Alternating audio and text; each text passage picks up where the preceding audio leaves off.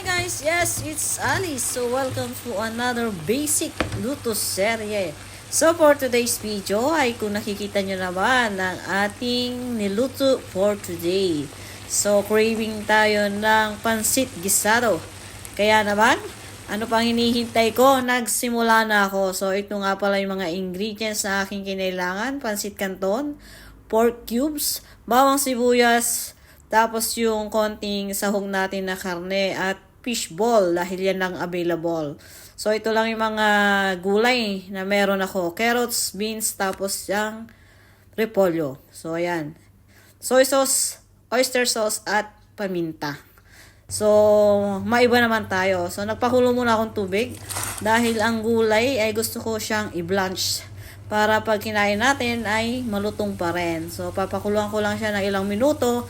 Tapos ay ilalagay natin siya sa tubig na may yelo para crispy pa rin, tsaka ganun pa rin, maganda pa rin yung kulay niya.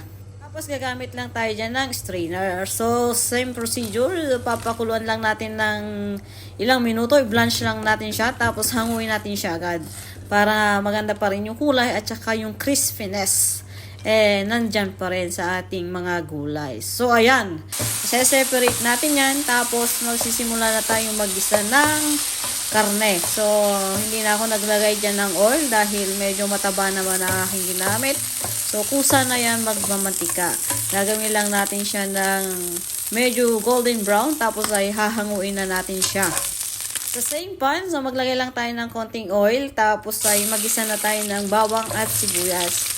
So bahala na kayo kung anong dapat yung unahin.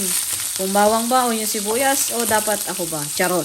So ayan, imemekos-mekos lang natin yan. Tapos ibabalik na natin yung ating prinay na karne ng baboy. So isa lang natin ng bahagya. Tapos ilalagay na natin yung pandagdag natin na sahog, yung fish ball. Dahil yan lang naman ang available sa akin. So okay na rin yan.